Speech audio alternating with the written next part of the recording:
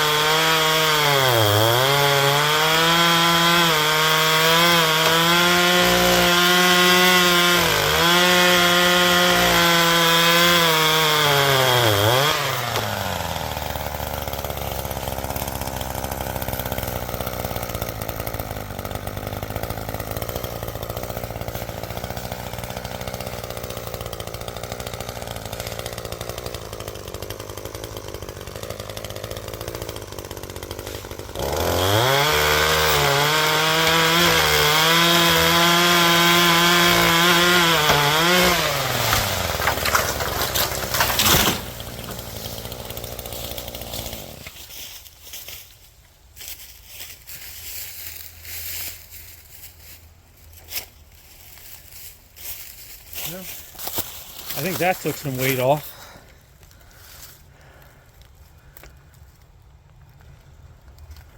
Actually, there's a decent amount of, hopefully, usable firewood right in there.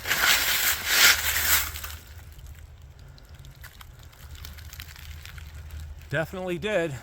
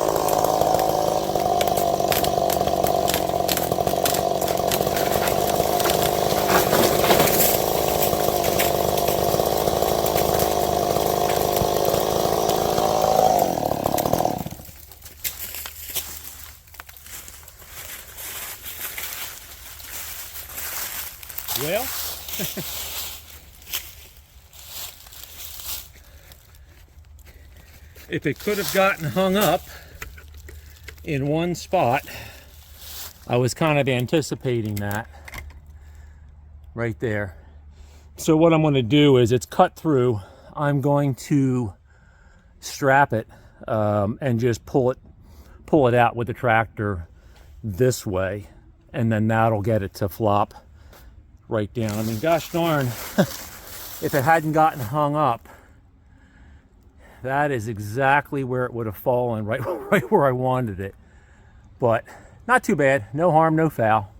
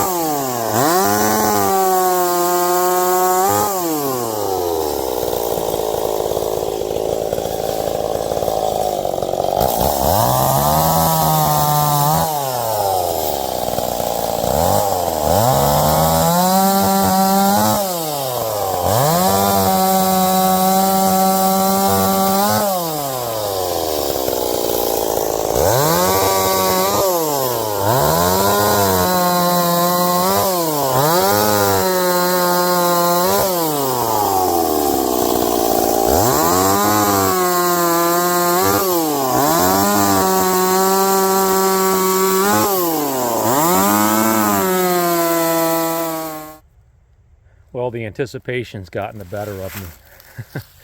I'm just going to open them up right here.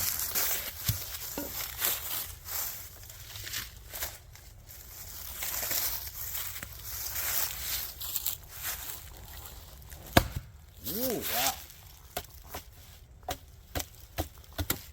That is hard. Ooh, wait. Oh, I think this might be some good firewood.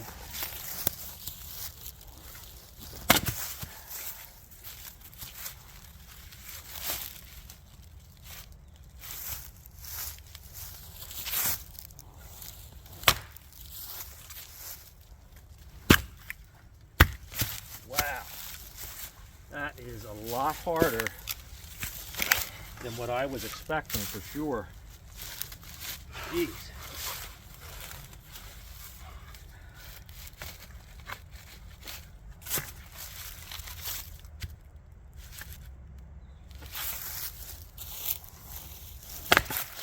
All right. I don't think we need to slice open both of them. Let's see what we got here. Beautiful looking wood. I mean, gosh, it almost looks like oak or maple. Well, I'd say more mapley.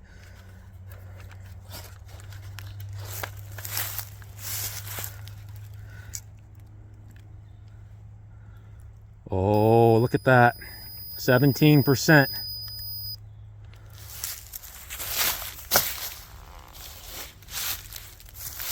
Somehow, I don't know why, but I can't do this on the other side of the camera.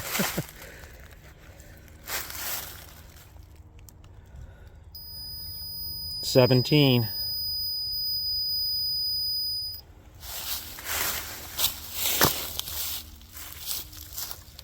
Very exciting.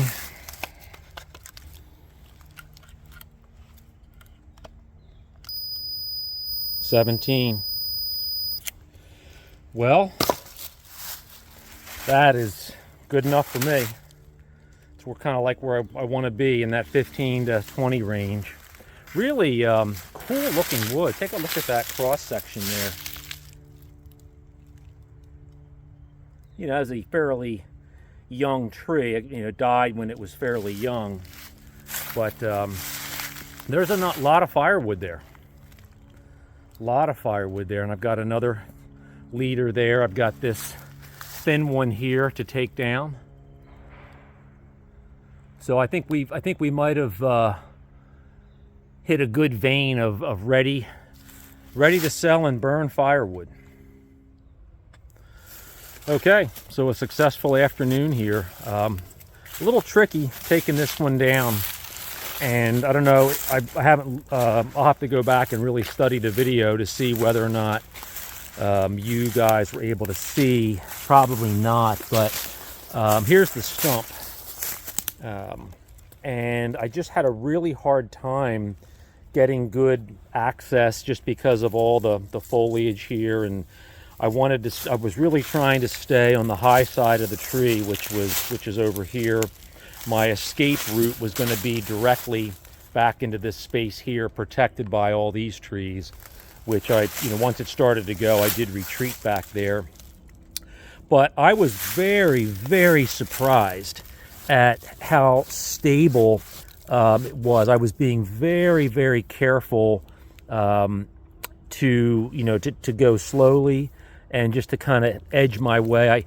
I canted the face cut this way because the tree was actually leaning a little bit this way, so I wanted to cant it, and I did the back cut as well on that. But you can see down here, this is what really got me scared. And I admit it, I was scared when I saw this. I mean, that is really bad rot. That's why I was totally shocked when I got up here and saw that this is completely solid. There's absolutely no rot in here. So I'll just turn the camera around here so you can see me. So what's really interesting is this tree has a very fancy botanical name, a Latin name, which I had memorized years ago when I was doing my horticulture study, but I'll put that in the description, and a link to one of the botanical sites that goes through all of its properties. But